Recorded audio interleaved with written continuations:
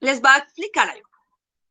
Tenemos que empezar a trabajar lo que tiene que ver con, con el prefix, pero resulta y pasa que yo pensé que era cada 8 días y no, va a ser cada 15 días, ¿sí? Las sesiones de prefix.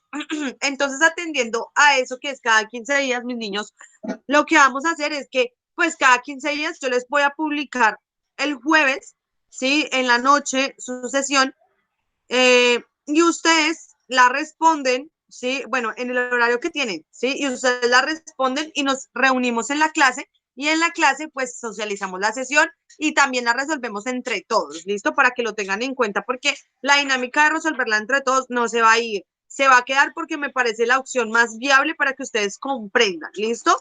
Eso por un lado. Por otro lado, hay algunas personitas que me ven trabajos, nosotros casi no hemos hecho trabajos, nosotros casi no hemos realizado nada. El día de hoy se les va a publicar una actividad, un taller a partir de las explicaciones. Yo la clase pasada les expliqué a ustedes un poco del ADN y el ADN, ¿cierto? Y la historia del mismo. ¿O no me equivoco? ¿O me equivoco? No, señora. Les expliqué, ¿cierto? Entonces, voy a continuar con esa explicación, ¿sí? Y en la siguiente sesión lo que vamos a hacer es el taller a partir de esa explicación, ¿listo? Entonces, denme un segundito.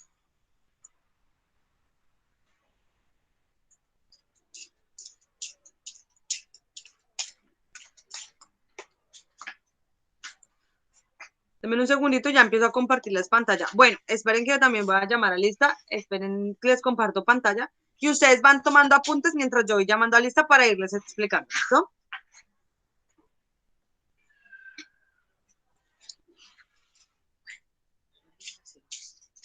Encontré.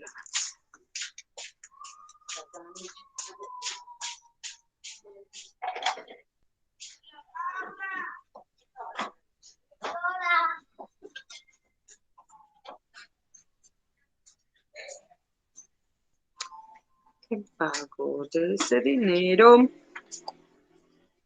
Quiero a tu moneda para mí.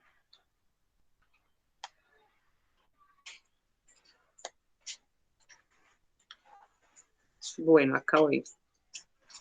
Espérense porque le salió un cuadro de diálogo y por ese cuadro de diálogo es capaz de bloquearme todo el computador.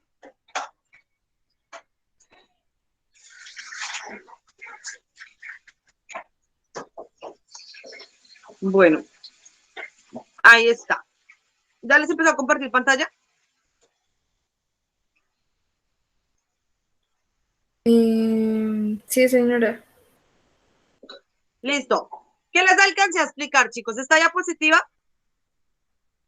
¿O hasta dónde?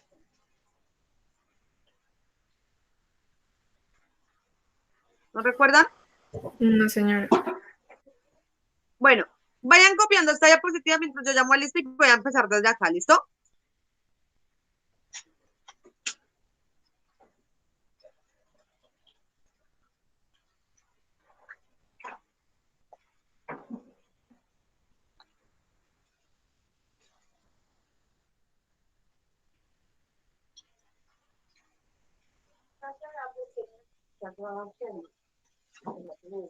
Me hace muy raro.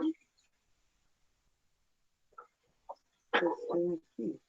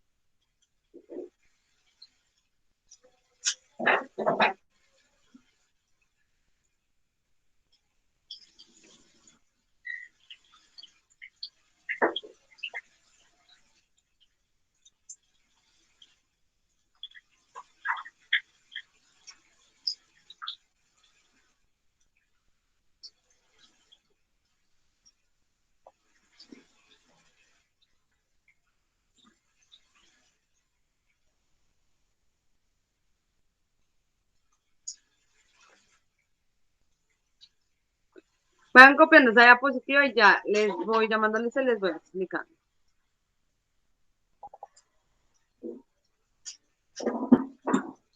Hoy vamos a trabajar arduamente, aprovechando estas 2 horitas que nos vemos.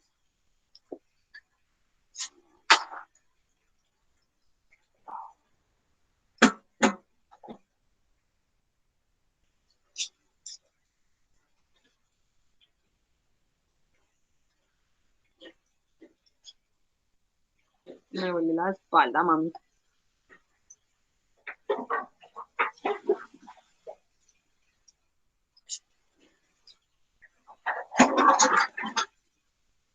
Este virus es muy resiliente, mami. Me duele mucho la espalda.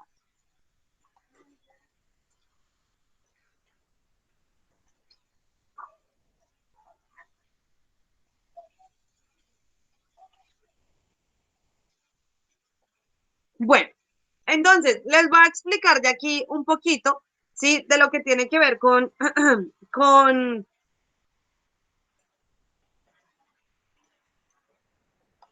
la historia del ADN para explicarles un poquito la importancia de esto y la relación que tiene con las células, ¿no? Y con el núcleo de cada célula. Entonces, ya Malista les explico esto y luego empezamos a ver todo lo que tiene que ver con la célula, con los organelos y con los tipos de célula que existen.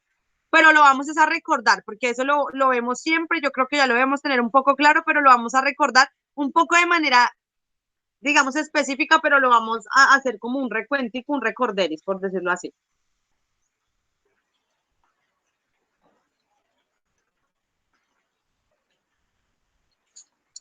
Asistencia 11.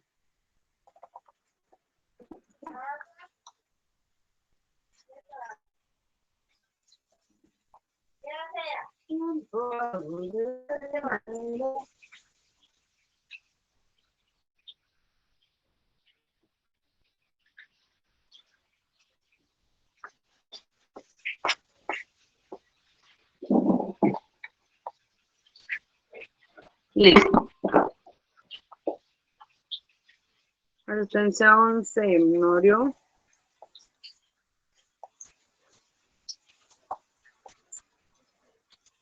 Jardín noveno, décimo, 11. 11.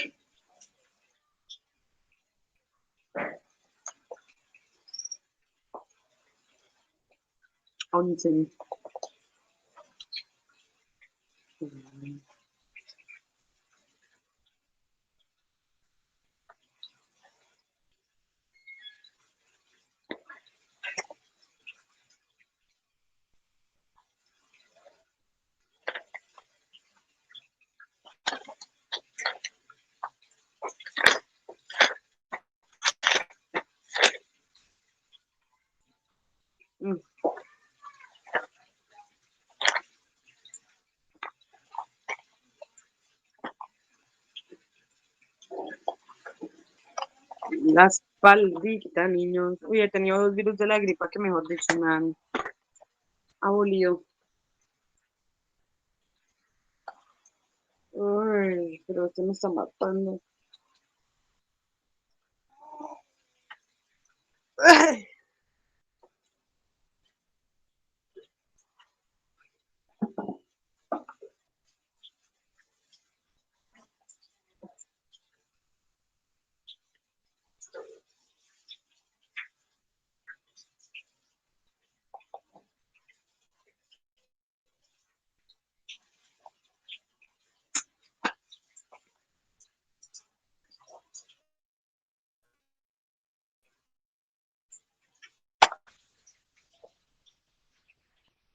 ¿Qué pasa, bebé? ¿Qué pasa?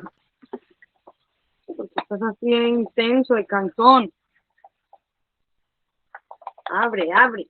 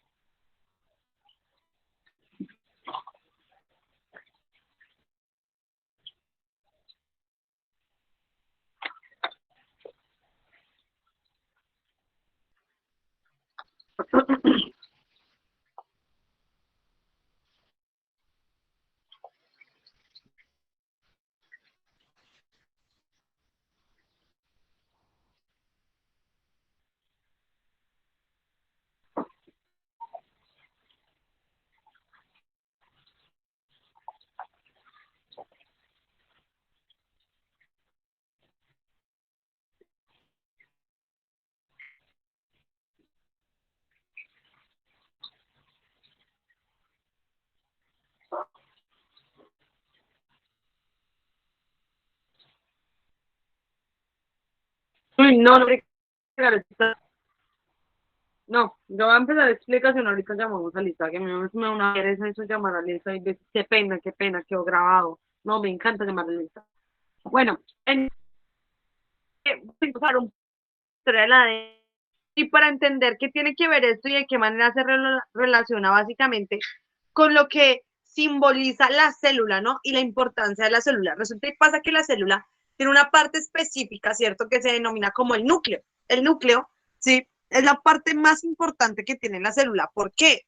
Porque aquí se alberga o se deposita básicamente una molécula que es bastante importante para la formación de características y de proteínas que se conoce con el nombre de ADN, ¿cierto? Entonces, el descubrimiento del ADN se había asociado básicamente en 1865 cuando Gregor Mendel inicia todo ese proceso, inicia toda esa actividad frente a la genética, ¿no? Frente a todos esos hallazgos y todos esos experimentos genéticos que realiza, ¿sí? Entonces, cuando él realiza todos estos experimentos y todos estos hallazgos, nace como un nuevo mundo microscópico y se empieza a entender a través del funcionamiento importante de quién, de la célula. Perdón. Realmente lo más importante que tenemos todos los seres vivos y lo que más lo que nos conforma, ¿sí? Y la unidad mínima estructural, funcional, ¿sí? Y de reproducción que nosotros tenemos, que nos permite estar, que nos permite sobrevivir, que nos permite a través de un ciclo de Krebs generar energía, se conoce con el nombre de célula. De hecho, es, digamos, el componente micro, ¿sí? Que nos compone, que realmente es más fundamental e importante para nuestro funcionamiento biológico normal y perfecto, por decirlo así, ¿listo? Entonces, en 1900 este trabajo fue redescubierto. ¿Por quién? Por 4 científicos que publicaron y formaron lo que se conoce en la actualidad como las leyes de Mendel.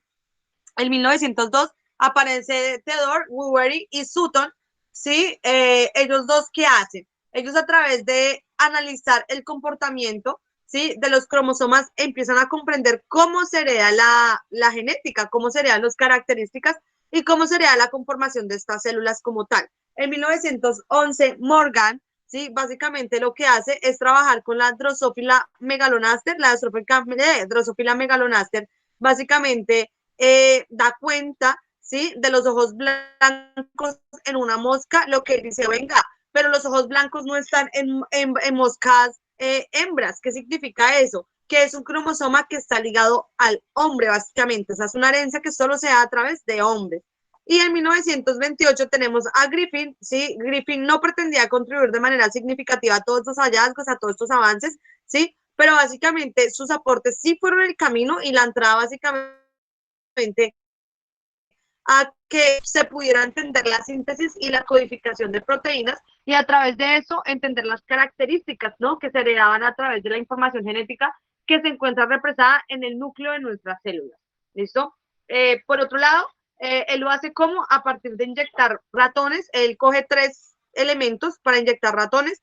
El primero se da cuenta de que no mata a los ratones, el segundo sí mata a los ratones y el tercero tampoco mata a los ratones, pero resulta y pasa que él combina el primero y el segundo, que son los que sí matan los ratones, y lo inyecta. Y al inyectarlo, resulta y pasa que sí, que el ADN cambia, varía y se vuelve tan fuerte que sí logra matar los ratones. ¿Listo? Para que lo tengan en cuenta. Entonces, aquí básicamente lo que sucede, sí, es que a Barry McCarthy y McLeod en 1994 descubren a través de la teoría del principio de la transformación, en donde aíslan todos los componentes bacterianos que conforman el ADN de una cepa en estado rugoso que muere, ¿cierto? Y ellos dicen, venga, pero esto ¿por qué hace causar muerte en los ratones? Pues claro, se dan cuenta que combina y modifica su ADN y se convierte en más fuerte, ¿sí? Y es por eso que ataca a los ratones y los mata. Luego aparece Chargaff, a Chargaff aparece analizando el ADN, ¿cierto? De diferentes especies y determina una composición. Él dice, venga, pero la misma cantidad de timinas es la misma cantidad de ninas y la misma cantidad de citocinas es la misma cantidad de guaninas. A lo que él dice, hola, estas están altamente relacionadas. O sea, ¿qué significa? Que siempre donde tenga una timina voy a tener una adenina y siempre donde tenga una citosina voy a tener una guanina. Siempre, absolutamente siempre, nunca va a variar, ¿listo?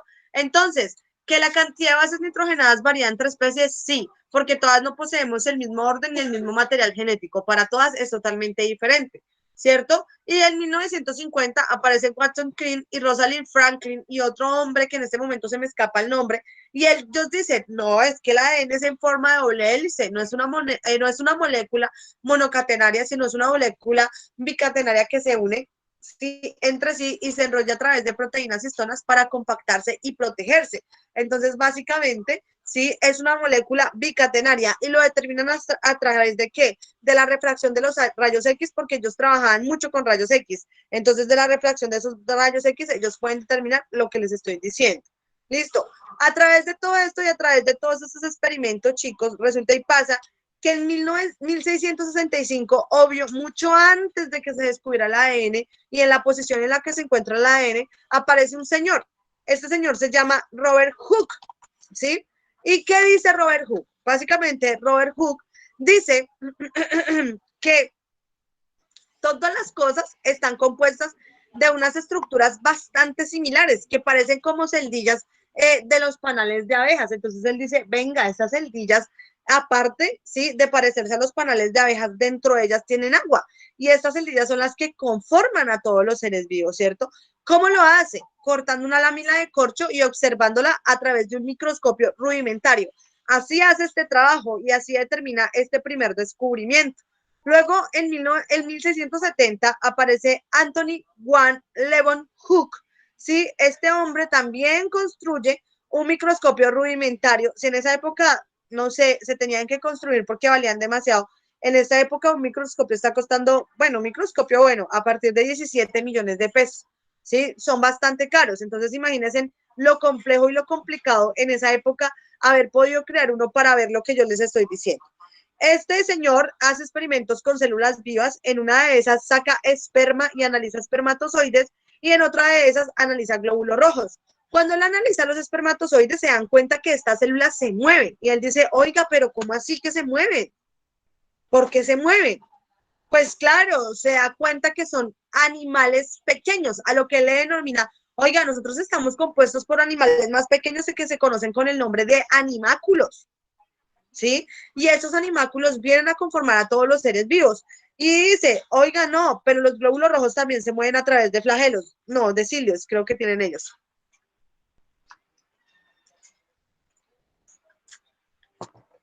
Por lo que su función principal es transportar oxígeno, ¿no? Entonces ellos se mueven a través de los cilios. Entonces él dice, oiga, no, pero estos también se mueven, o sea que hay muchos animáculos de diferentes características. Y él dice, oiga, todos los animales están compuestos por animáculos, todos los seres vivos están compuestos por animáculos, que son los que presentan un movimiento entre ellos.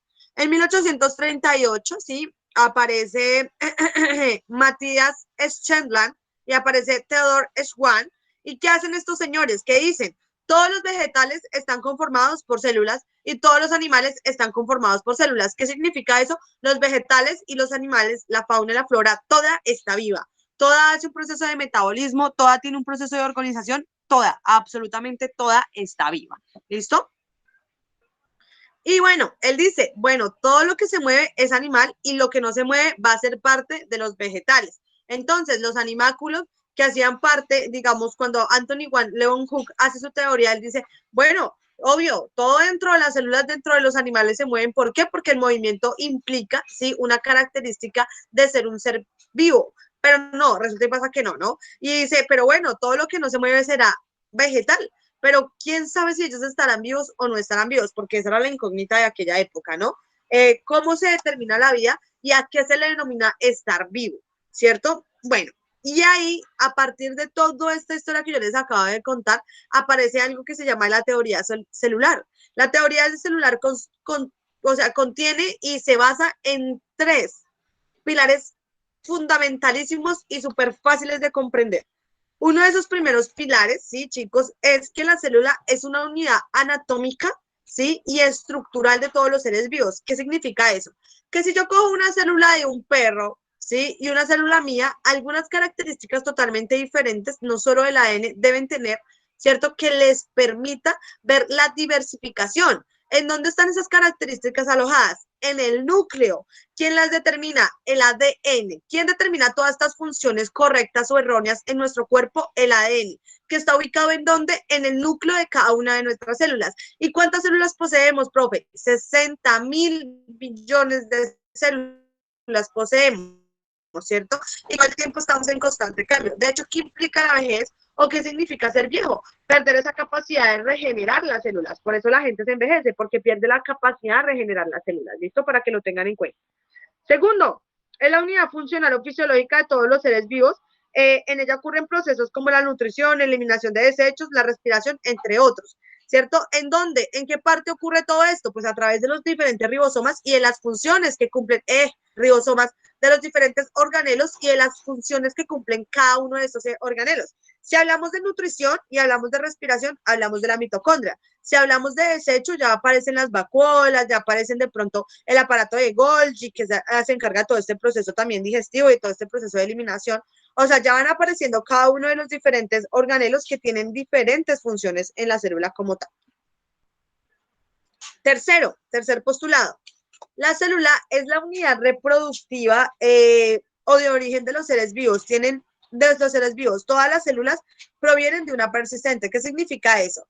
Que si yo quiero tener una célula, lo único que puedo yo hacer para obtenerla es reproducirla a través de otra célula. Pero si yo voy a decir, oiga, no, yo quiero esta célula, pero la voy a resultar a través, como lo decía la teoría de la paspermia, la voy a resultar a través de desechos, de materia en descomposición, créame que muy seguramente no la va a poder obtener, porque solo la vida es capaz de crear vida como tal.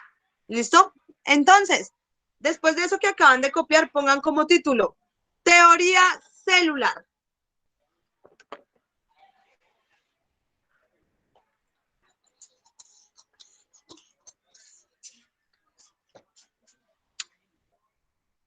Teoría celular.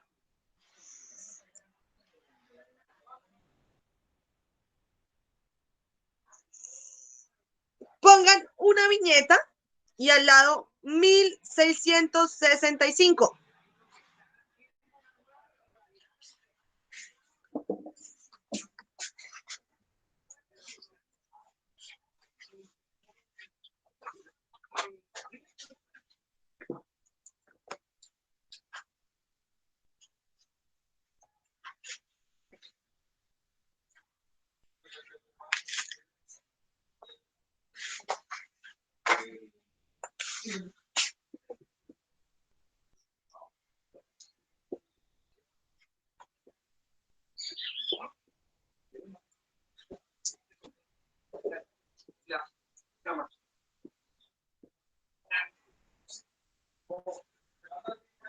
Robert Hooke.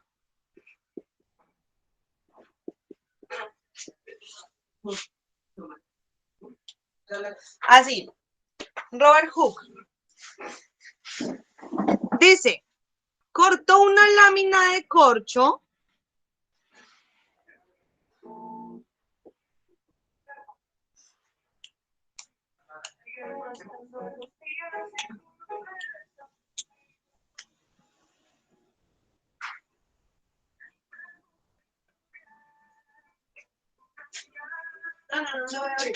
se están mojados.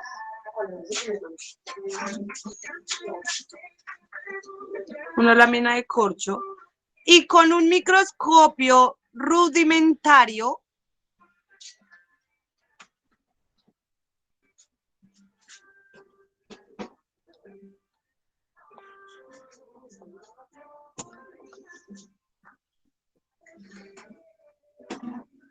observando pequeñas estructuras, observando pequeñas estructuras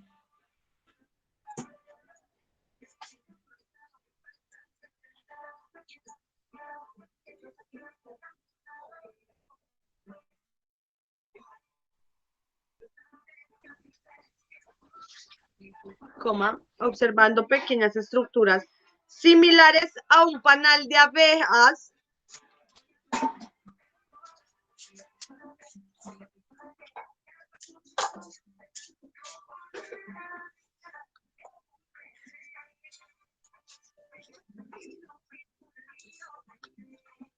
Las denominó.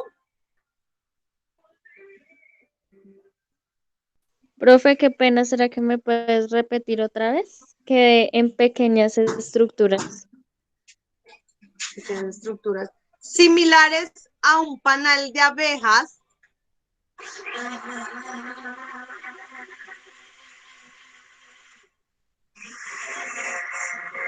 Similares a un panal de abejas, coma, las cuales denominó celdillas.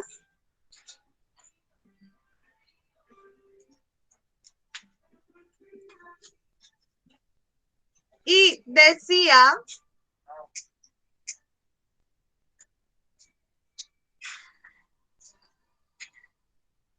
que se encontraban llenas de agua.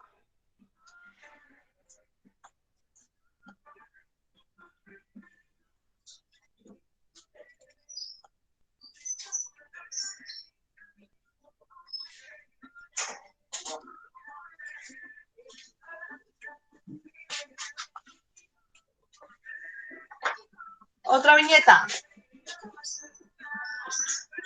Anthony Juan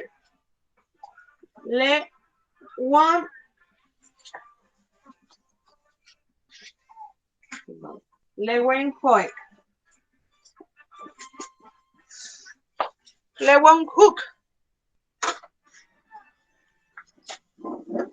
La otra viñeta. ¿Qué nos dice este señor?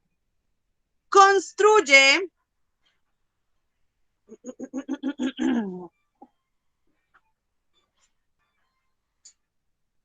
su propio microscopio rudimentario.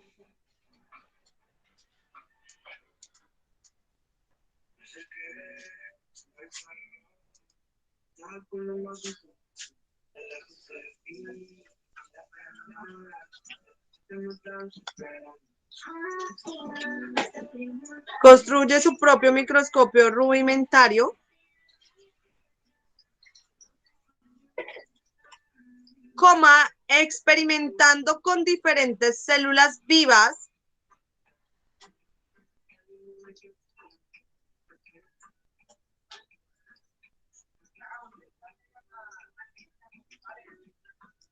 Experimentando con diferentes células vivas, coma, como Qué pena, profe. eritrocitos. Es que me quedé en microscopio rudimentario. Experimentando con diferentes células vivas,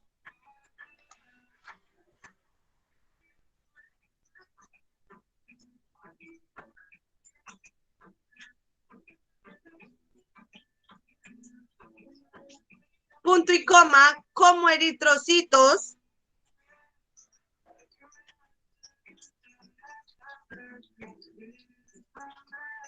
Señora profe. Punto y coma, como eritrocitos.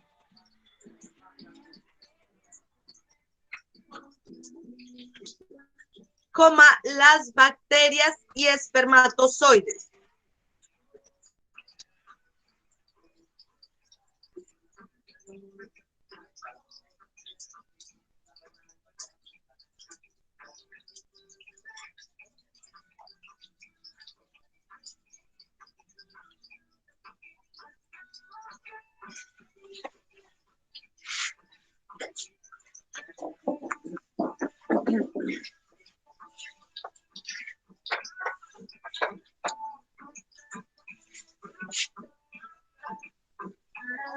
¿1838?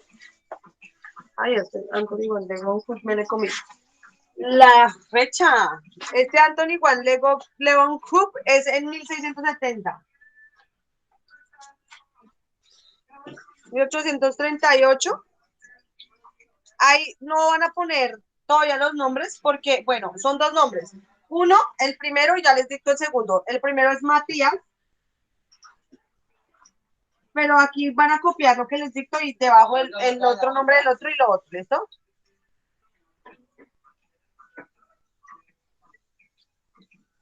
Segundo. Y el otro es Theodore Swan.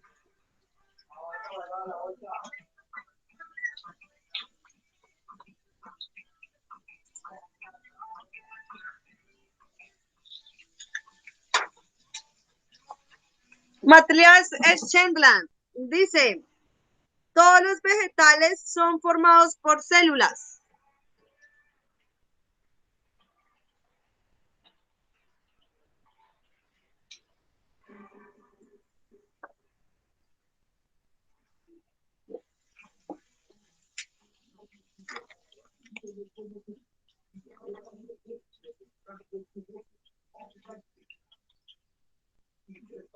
Qué pena, profe, ¿todos los vegetales qué? Perdón, son formados por células.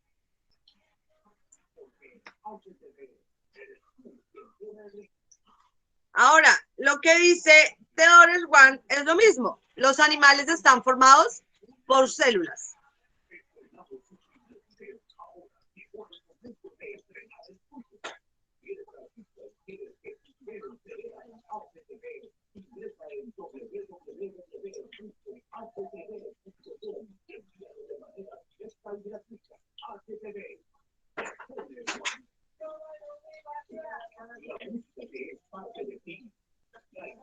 Los animales están formados por células. Entre comillas, pongan, lo que se movía era animal y lo que no era vegetal. Uy, perdón.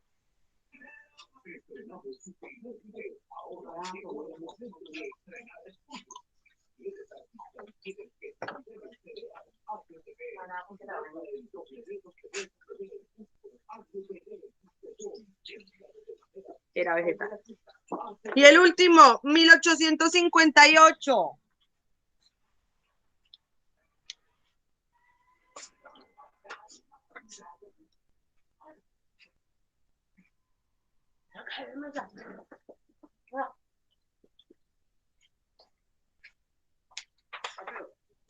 Salga. 1858.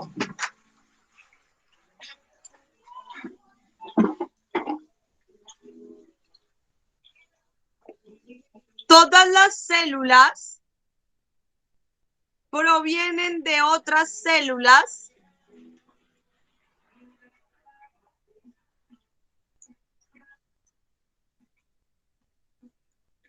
originando todos los seres vivos.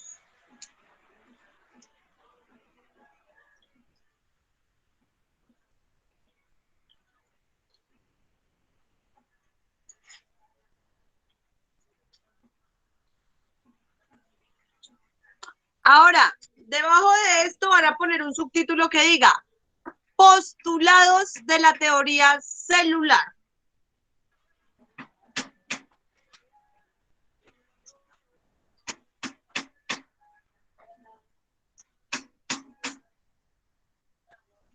Bueno, es un título, entonces vámonos de...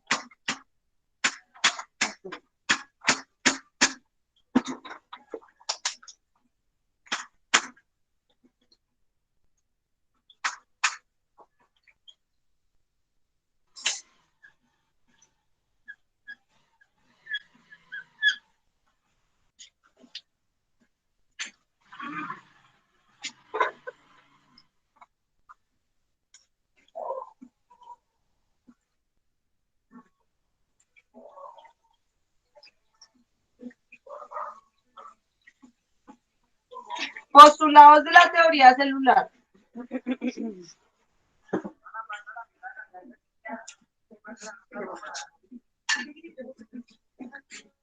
Ponen el número 1, que es el primer postulado. La célula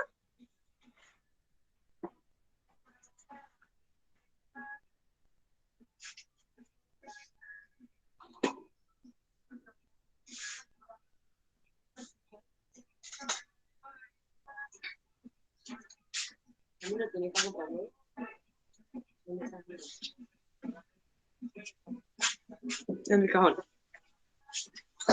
La célula es la unidad estructural anatómica de todos los seres vivos.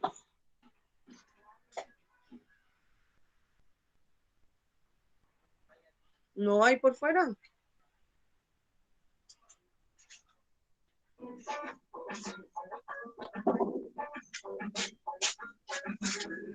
De todos los seres vivos.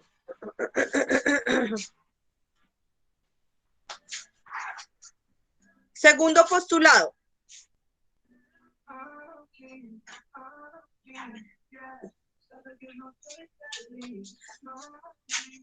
La célula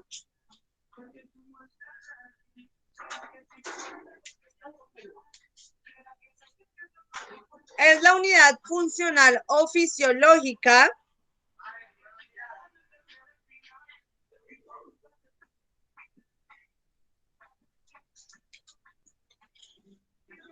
de todos los seres vivos.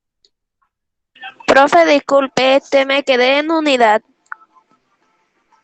Es la unidad funcional o fisiológica.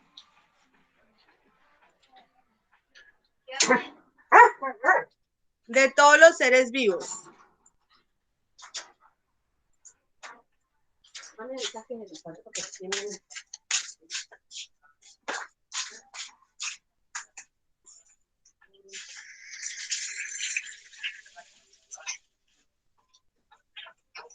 En ella ocurren procesos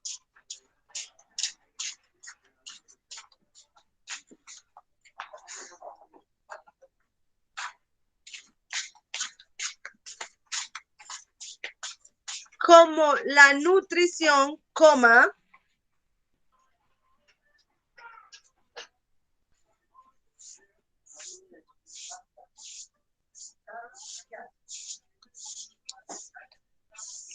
eliminación de desechos,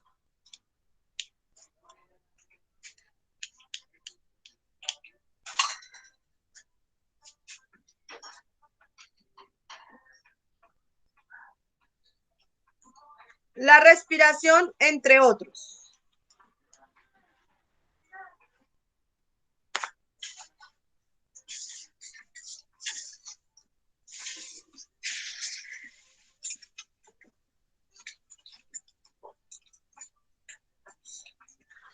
Tercero,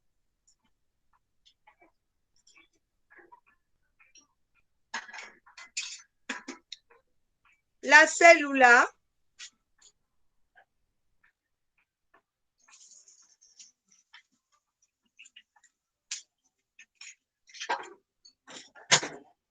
es la unidad reproductiva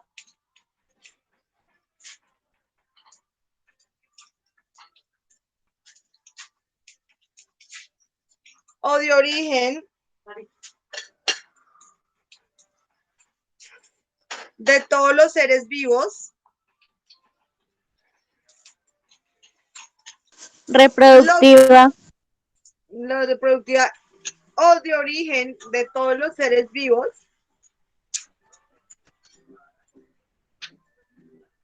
Lo cual implica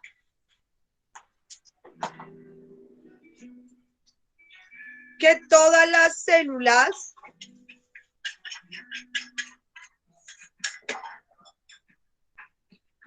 provienen de preexistentes.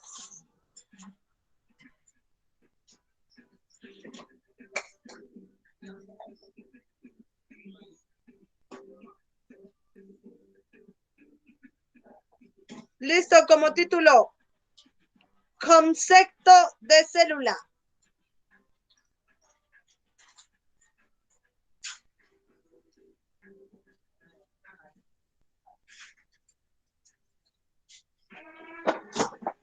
En las células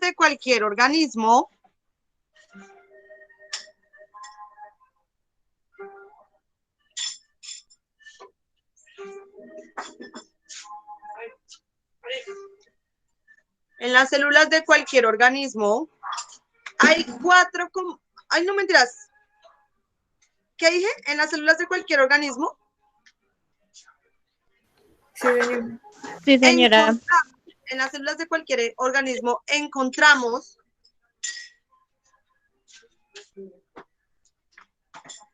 que estas estructuras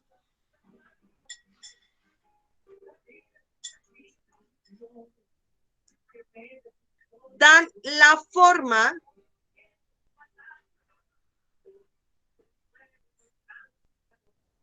coma la función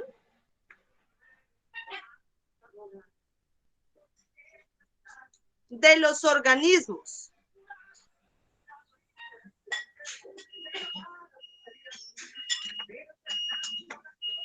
Coma, además de esto,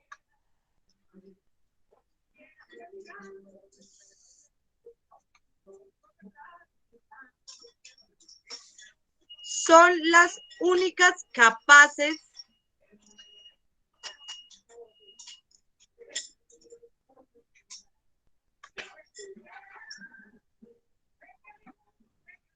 de generar otras células vivas. Entonces, ¿qué es la célula, chicos? La célula es una unidad mínima, muy pequeña, que conforma a todos los seres vivos, pero no solo los conforma, les da la capacidad de reproducirse, les da la capacidad de organizarse, les da la capacidad de funcionar fisiológicamente, o sea, internamente, pero también de responder externamente a los estímulos. Realmente, la célula es la que nos conforma a nosotros y es la parte más fundamental y primordial que tenemos nosotros en este instante, que nos permite vivir, que nos permite enfrentarnos con el ambiente. De hecho, cuando estas células pierden esa capacidad de regenerarse, envejecemos y morimos. Donde mueran las células, morimos nosotros. Por eso el cáncer ataca directamente las células y lo que hacen las quimios es matar las células. Sí, pero si se matan esas células en exceso con las quimioterapias, la persona muere. Sí, porque no se puede perder después de determinada cantidad de células. ¿Listo? Con eso voy a llamar rápidamente a lista y la próxima clase, la siguiente clase les explico tipos de células. Hacemos un mapita ahí que tenemos que hacer en el tablero y taller. Y eso sería todo, ¿listo? Entonces, Almanza,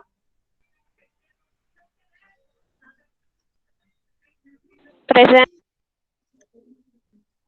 Barrera,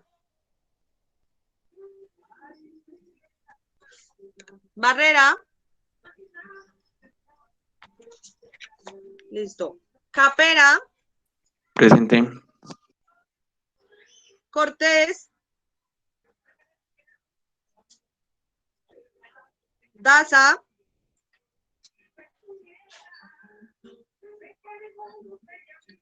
De la Hoz, Presente.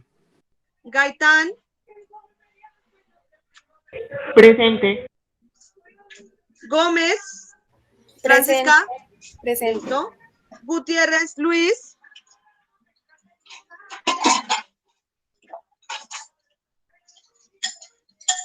Lozano, Presente. Mancipe,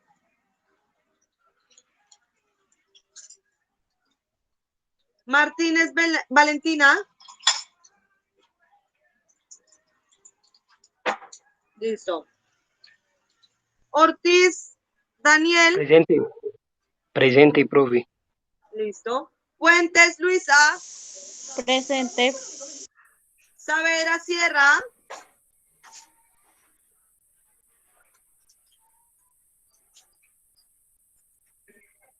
Santofimio Díaz,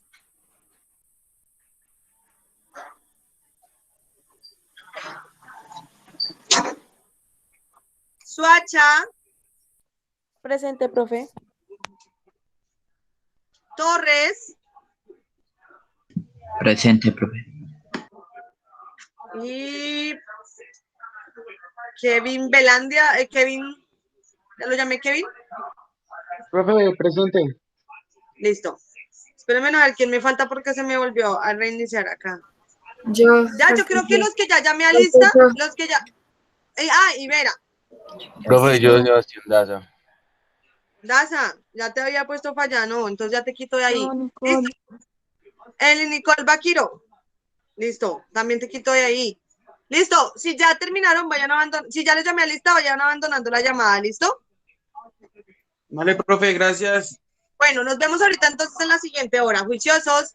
No se les olvide que tienen taller. Hasta luego, profe, gracias. Chao, juiciosos. Profe, a Valentina se le fue el internet.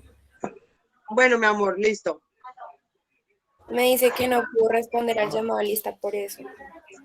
Ah, bueno, listo. Listo. Listo, Santo profe. fin. Entonces que Listo. ya tenía el taller, dice. Listo. Dale. Gracias, profe, cuídate. Bueno, juiciosos, chao.